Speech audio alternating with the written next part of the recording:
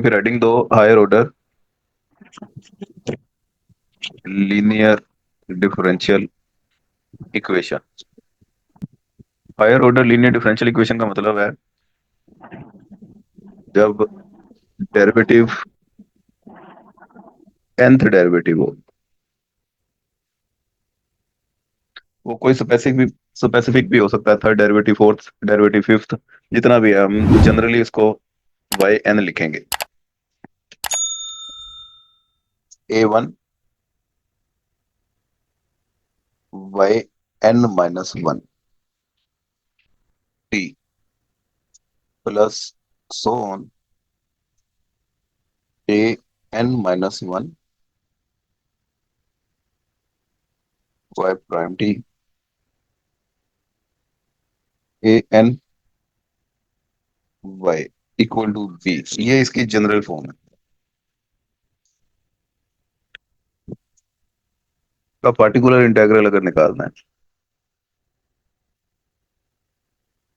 तो उसमें फिर आपको ये देखना पड़ेगा कि y p b power A n,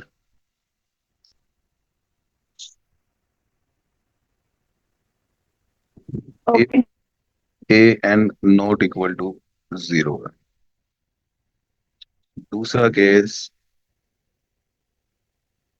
B power A n-1 into t, if A n equal zero हो जाए बट A n-1 ये नॉन जीरो, और फाइनली अगर ये दोनों ही जीरो हो जाए, A n भी और A n-1 भी, तो B over two into T square if both A n and A n-1 equal zero. आगे लिखें the complementary function. Complementary function के लिए इक्वेशन तो थी ना हमारे पास, Y N T plus A1 Y n-1 T plus A n-1।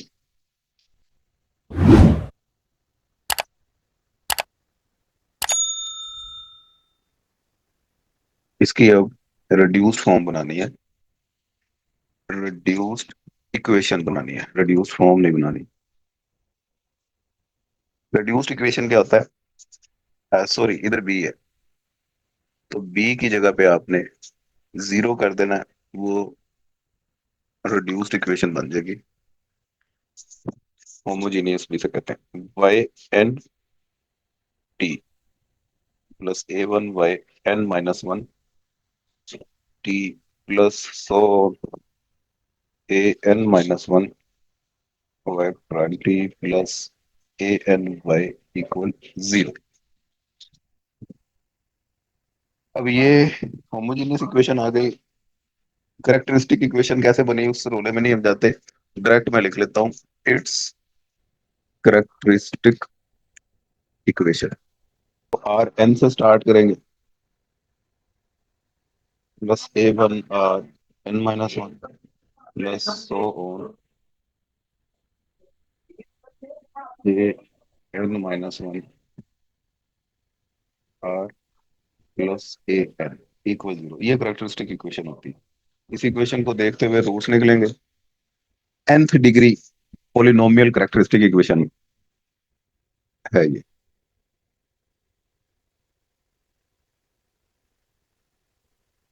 Case one,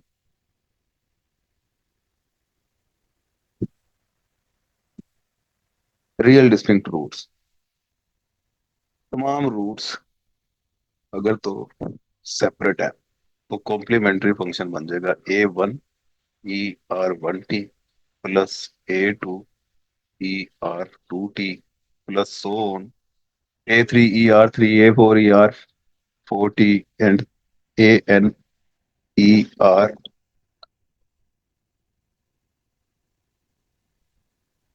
ANERNT। समझे बात? जी सर। इसी तरह अगर केस टू है,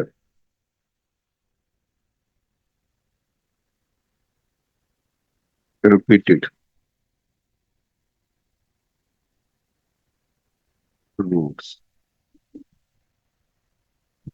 Suppose two roots are repeated. R1, R2, R3. तो ये कोई तीन रूट्स हैं, उनमें से दो रिपीटेड हैं, तो complementary function A1 E R1T plus A2 TER, बल्कि R1 नहीं, कुछ भी नहीं आएगा, सिर्फ R आएगा। RT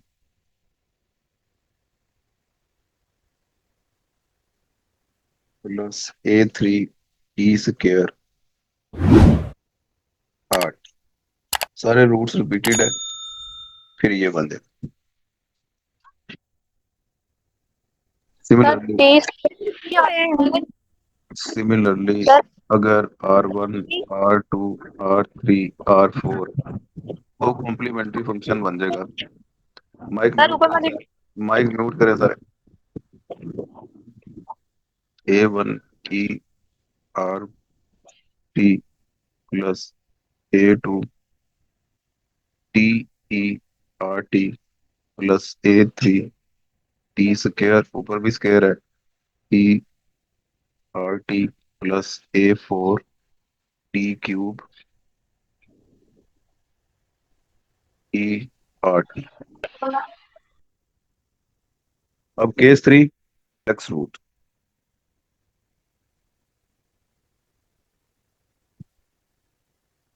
सपोज कोई से टू रूट्स कॉम्प्लेक्स हैं, सारे नहीं होंगे, कोई से टू टू होंगे, हमने देख लेना कौन से हैं।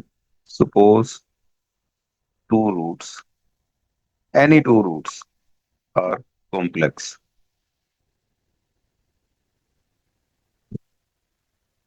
वो R5 R6 हैं अगर, तो H प्लस माइनस BI कर लेंगे इनके साथ, तो ये बन जाएगा EHT A5 cos VT plus A6 sine VT। बता दो जी जल्दी से, एग्जांपल एक मैं करवा दूं उससे, ताकि कुछ चीजें क्लियर हो आपकी। पेज नंबर 542 पे फोर्थ ऑर्डर डिफरेंशियल इक्वेशन है जी, जिसमें y की power 4t plus 6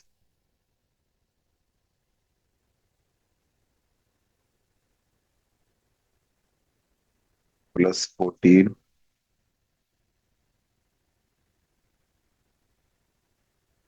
plus 16 plus 8y equal 24। इसका जनरल सोल्यूशन फाइंड करना। डेफिनेटाइज नहीं बोलेगा इस तरह के क्वेश्चन का, जनरल तक ही बोलेगा आपको, ठीक। जी सर सोल्यूशन पार्टिकुलर इंटीग्रल।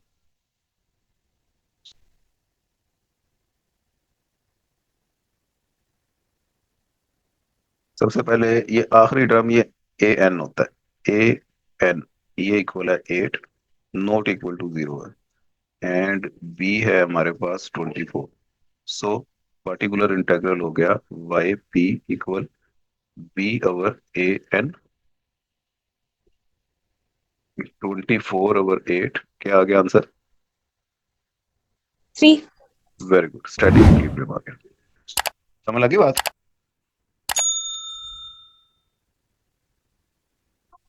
कि नहीं लगी? जी सर भाई अगर ये क्वेश्चन इस तरह से होता, y4t plus 6 plus 14 plus 16 equal 24, इसका पार्टिकुलर इंटीग्रल हमने निकालना था।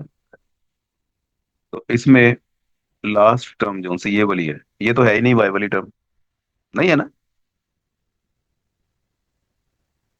जो आप तो दे सकते हैं, कम से कम जल्दी करें, टाइम कम है। जी सर इसका मतलब an इक्वल 0 हो गया इसमें, तो उसके बाद पिछली टर्म देखनी है, ये नॉन जीरो है। an-1 ये 16 है, तो फिर हमने पर्टिकुलर इंटीग्रल का फॉर्मूला लगाना था b over an-1 into T. 24/16 into T. इसको सोल्व कर लेना था, आंसर आ जाना था। समझे बात? जी सर। जी सर। ये इस तरह से आपने चलना है। अब ये कॉम्प्लीमेंट्री हो गया, आगे सॉरी पार्टिकुलर हो गया, कॉम्प्लीमेंट्री पे आते हैं। उसके लिए द करेक्टरिस्टिक इक्वेशन।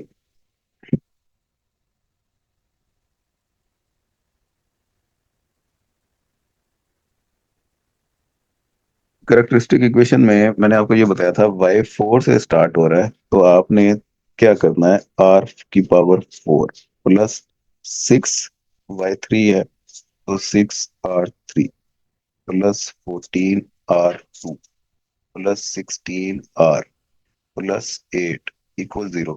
ये होमोजीनियस होता है, b की जगह पे 0 लिखना होता है हमेशा। बना लेंगे अब ये इसकी। समझ आ गई मुझे, सारी समझ आ गई है। 8 8 प्लस, अब इसके रूट्स फाइंड करने हैं।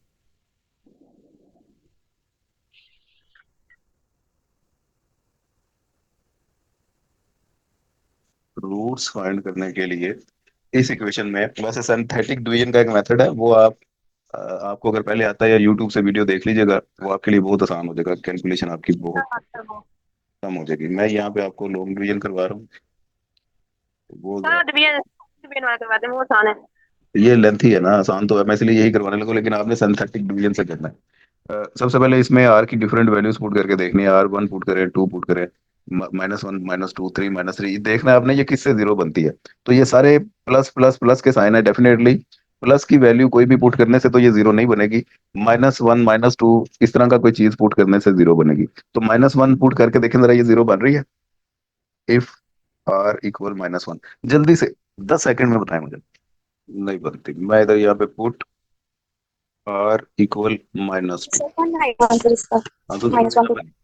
तो r जब -2 हमने पुट किया, तो -2 की पावर 4 प्लस 6 -2 की पावर 3 प्लस 14 -2 का square plus 16 into -2 plus 8 equal 0। तो ये चेक कर लीजिएगा, 0 इक्वल 0 बन जाएगा। तो first root is r equal -2 और r प्लस 2 इक्वल 0। समझे बात?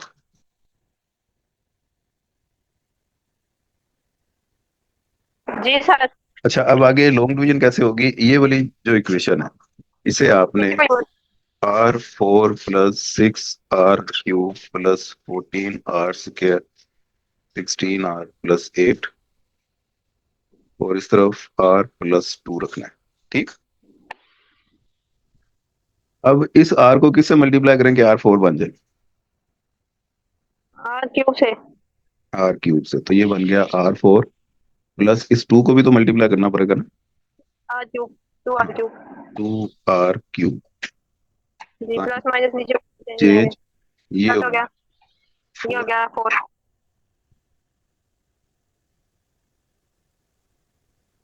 अब इस r को किससे मल्टीप्लाई करें, 4r 4R से, 4R से। 4r² से, तो ये बन गया 4r³ और 2 को भी मल्टीप्लाई करना पड़ेगा। 8R²। शाबाश, साइन चेंज, प्लस कट गया, ये बच गया जी और r²। 6। हाँ जी, अब इस r को किससे मल्टीप्लाई करें, 6r² बने, 4 से। 6r से बड़ी जल्दी आपको तो आती है, 6r² plus 12R। 12r sign sign change हो गया, कट हो गए। 4 4 इधर बच गया और 8। हाँ जी, और प्लस 4 कर देंगे। 4 से कर लें, 4r प्लस 8 ले जी, प्लस ये कैंसिल हो। स्क्रीनशॉट ले लें जल्दी से। अब हमारे पास जो इक्वेशन आई है वो बन गई r+2 और ऊपर हमारे पास आया था R³ plus plus 4r² plus 6r equal 0। ये बन गई। अब ये क्वाड्रेटिक इक्वेशन से, ये क्वाड्रेटिक इक्वेशन थी, इसे हम क्यूबिक तक ले आए हैं। अब अगेन आपने फिर इसमें r की डिफरेंट वैल्यूज पुट करके देखना है ये किससे जीरो बन रही है। तो ये सारे अगेन पॉजिटिव साइन है, तो -1 या -2 या -3 इनमें से किसी एक से जीरो बनेगी। तो पुट इक्वल -2, तो ये हो गया -2 का क्यूब प्लस 4 इंटू -2 का square plus 6 into -2 plus 4 equal 0। तो ये आपने चेक कर लेना, ये भी 0 इक्वल आंसर 0। तो ये सेम वही प्रोसेस रिपीट होगा, ये पहला रूट निकल आया, इसका मतलब है 100, बल्कि दूसरा रूट भी यही निकला है, सेकंड रूट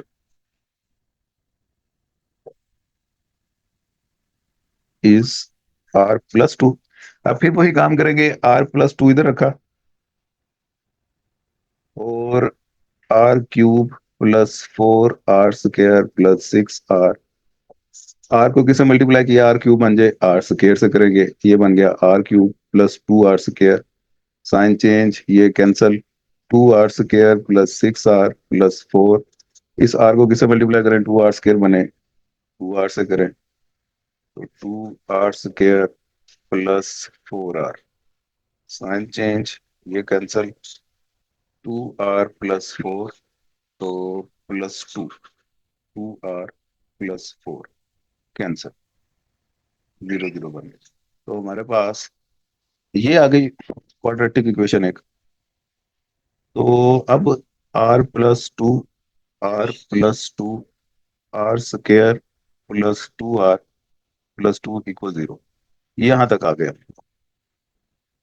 ओके जी, जी सर। तो ये चीज तो क्लियर होगी ना, पहले दो रूट्स रिपीटेड हो गए, जी सर।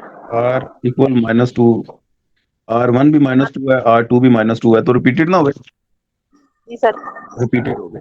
अब अगले दो रूट्स वो चेक करने हैं, यहाँ पे मैं लिख देता हूँ r1 equal -2 and r2 equal -2। अगली इक्वेशन उसके रूट्स चेक करने के लिए r² +2r+2 equal 0, checking the roots. इसमें आप ये देख लें, a1 क्या है बोला हमारे पास, 2, a2 क्या है, क्या है हमारे, वो भी 2 है, a1 का स्क्वायर हो गया 4, 4a2 क्या हो गया 8, तो a1 का स्क्वायर लेस देन हो गया 4a2। जी सर। तो इसका मतलब है अगले दो रूट्स कॉम्प्लेक्स हो गए।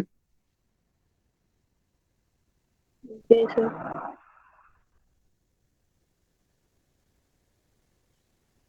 कॉम्प्लेक्स। अब यहाँ के लिए आपने h और v फाइंड कर लेना। तो h वो है -a1/2, वो आ गया -2/2 -1। v ये होता है 4a2 -a1 का स्क्वायर, इस सारे का स्क्वायर रूट ओवर 2। तो ये आपने चेक कर लेना है, v इक्वल टू 1 आ जाएगा। r3 r4 ये है h plus minus plus vi plus r4 -1 plus -i, ये बन गया। जी। इसके लिए जो कॉम्प्लीमेंट्री फंक्शन है EHT a3 cos vt plus a4 sin vt, तो वो बन गया E-t a3 cos vt plus a4 sin vt। Sine v की जगह पे बल्कि 1 रखेंगे ना, साइन t हो गया, इधर से भी v खत्म हो जाएगा क्योंकि v इक्वल टू 1 निकला हुआ है, ये आ गया। जी सर। अब ये आधे फंक्शन का कॉम्प्लीमेंट्री है, पहले दो रूट्स तो रिपीटेड थे, उन दोनों का कॉम्प्लीमेंट्री मिला के टोटल कॉम्प्लीमेंट्री फंक्शन क्या बनेगा वो मैं अब लिखने लगा हूं, ध्यान से देख लेना। The complementary function, first two roots चूंकि रिपीटेड थे, इसलिए y c equal a1 e r1t plus a2 e r2, इधर टी आता है यहाँ पे, रिपीटेड का ये बनता है ना, e एच टी क्योंकि अगले कॉम्प्लेक्स है, A3 cos VT plus A4 sin VT।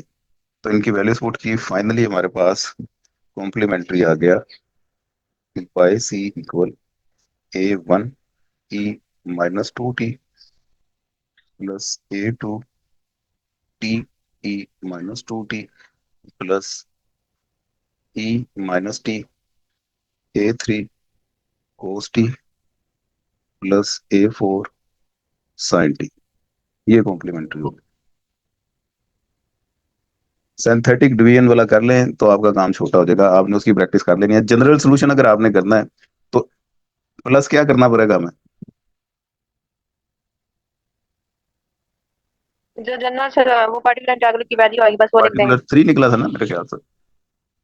जी सर, 8/24 हाँ, तो जी ये सर। 3 इधर टी कर दें, ये जनरल सोल्यूशन हो गया आपका।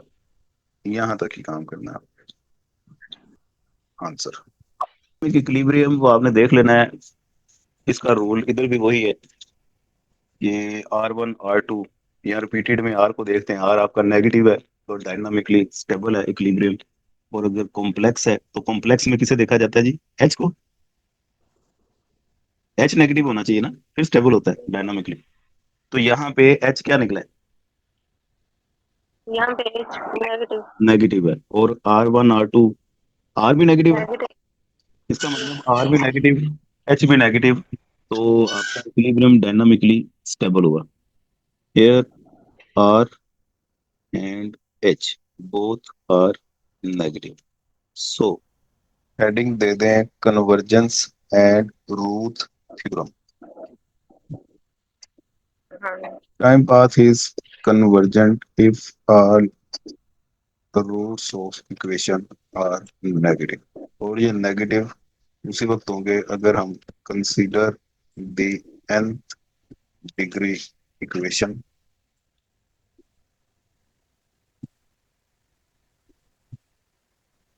A0 R n plus A1 R n minus 1 plus so on A n minus 1 R plus an equal 0।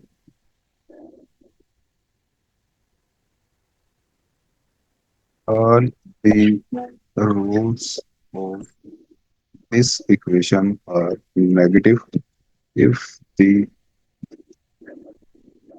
determinant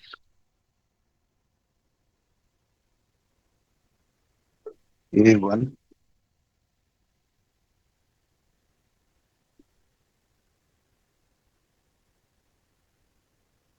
A1 A0 A3 A2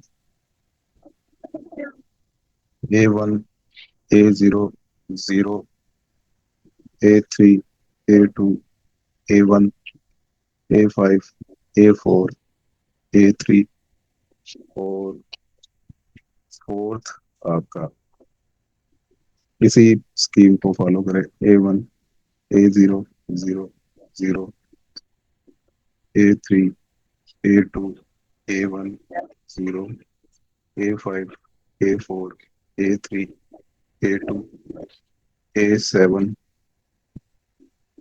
A6 A5 A4 all are positive. ये सारे positive होने चाहिए। पीछे आपने जितने एग्जांपल्स किए हैं वो आपकी क्यूबिक इक्वेशन थी। क्यूबिक इक्वेशन के रूट्स निकालने और उसकी कन्वर्जेंस वो बताने आसान है, लेकिन अगर क्यूबिक से इक्वेशन आगे चली जाए, फोर्थ डेरिवेटिव फिफ्थ डेरिवेटिव, उसकी कन्वर्जेंस चेक करना, nature of equilibrium time path ये बताना, ये जरा मुश्किल है। रूट थ्योरम फिर हमें ये गाइड करेगा कि इक्विलिब्रियम आपका डायनामिकली स्टेबल कन्वर्जेंट कब होगा, नॉन कन्वर्जेंट कब होगा। सही है। तो यहाँ से जी हमें सर। पता चल गया ये सभी डिटर्मिनेंट आपने लेने हैं। अभी मैं एक एग्जांपल बता देता हूँ। ये सारे डिटर्मिनेंट का आंसर अगर पॉजिटिव आया तो इसका मतलब है आपके रूट्स वो नेगेटिव होंगे, और नेगेटिव का मतलब है आपका टाइम पाथ कन्वर्जेंट होगा। ओके। जी सर।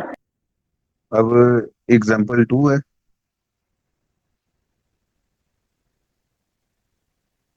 Page number 543। उसमें क्वेश्चन है by by using Routh theorem. अच्छा। तो रूथ थ्योरम की हेडिंग दे दें। अच्छा जी, अब मैक्सिमम डेरिवेटिव की पावर क्या है? 4। तो जो भी पावर होगी n इक्वल टू, वही आपने लिख देना 4। a0, a0 हम ये जो हाईएस्ट पावर है उसका कोफिशिएंट वो कंसीडर करते हैं। इधर से a0, ये a1, a2, a3, समझे बात? जी सर। इसी तरह पावर 5 होती तो a4 तक चला जाना, पावर 6 होती a5 तक चला जाना था। ये इसी तरह चलते रहते हैं। a0 1 है, a1 6 है, a2 14, a3 8, a1 a2 a3, a2 14, a3 16 है। एक टर्म मैंने मिस कर दी है, वो उसके ऊपर लिख लें। 14 y, ये सेकंड डेरिवेटिव है, प्लस 16 y डैश। ठीक। तो a2 हमारे पास बेसिकली क्या हुआ, 14, और a3 क्या हुआ, 16 हुआ। a4 8, यहां तक लग गई समझ? 16 प्लस 8 y इक्वल 24। अब ठीक है। अब a4 तक हम आ गए, हमें फार्मूले के मुताबिक a5 a6 a7 भी चाहिए, तो वो तो इक्वेशन में है ही नहीं, तो वो सब कंसीडर करेंगे हम जीरो। a5 a6 a7, ये ऑल आर जीरो। ओके हो गया। जी सर। अब फर्स्ट डिटर्मिनेंट,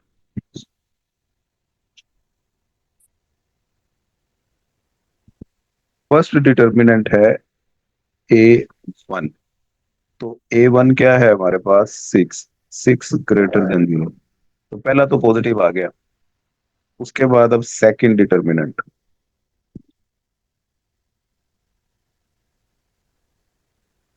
सेकंड डिटर्मिनेंट होता है a1 a0 a3 a2। इनकी वैल्यूज पुट की, 6 1 16 14। डिटर्मिनेंट लेके बताओ भी जल्दी दोनों लोग।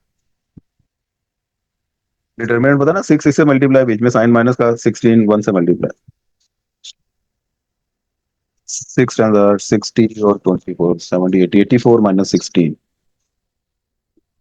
क्या हो गया, 68। Sir 2 minute. तो ये भी पॉजिटिव आ गया। जुबानी जुबानी काम है, रखो अपने 2 मिनट अपने पास। थर्ड डिटर्मिनेंट, ये है हमारे पास a1 a0 0, जी हाँ। a3 a2 a1 a5 A4। a3। अब इसमें वैल्यू जिस वक्त हम पुट करें, तो ये बन गया 6 1 0 16 14 14। 0 और 8 16। अब ये डिटर्मिनेंट तो फाइंड करना आता ही है हमें। जी सर, वो IJK वाले से। हाँ, 6 14 6 8 16 -1। मैं फर्स्ट रो से कर रहा हूँ, फर्स्ट कॉलम से, या फर्स्ट रो से भी कर सकते हैं। 16 0 जी सर, ऐसे ही किया आप। जी। 16 प्लस 0। तो इन दोनों को सॉल्व कर लें।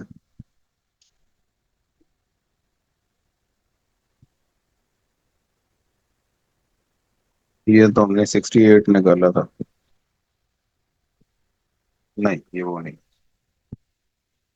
14 16। उसका बताओ जल्दी से क्या आंसर आ रहा जी 48 करेंगे तो ये आएगा। है। तो -16 16 जी 256। 16। तो मल्टीप्लाई 6, यहाँ पे पहले में आ जाएगा 1056।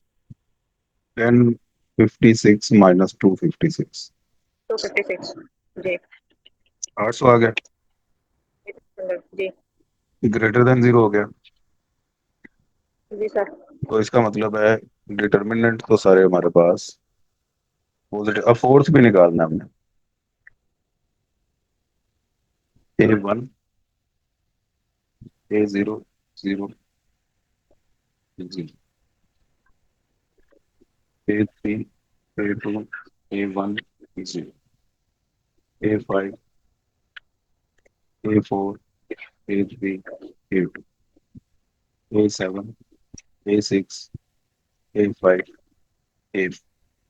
अच्छा, अब कहने का मतलब n क्या निकला था?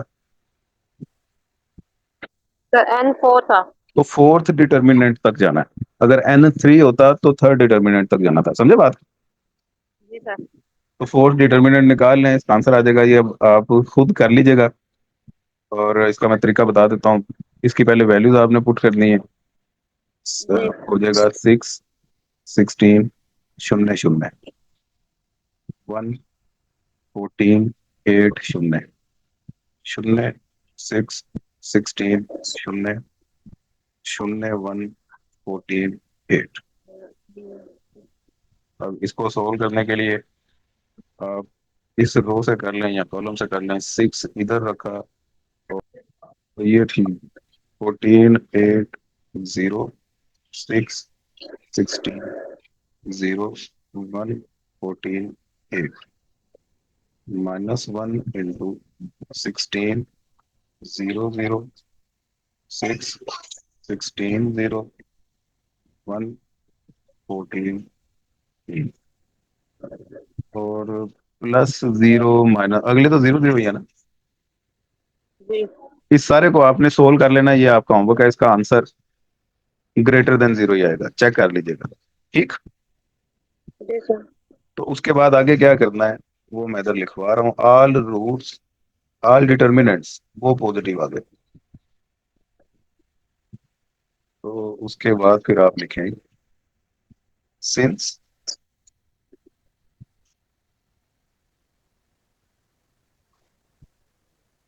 all determinants are positive, we can conclude that the time path is convergent।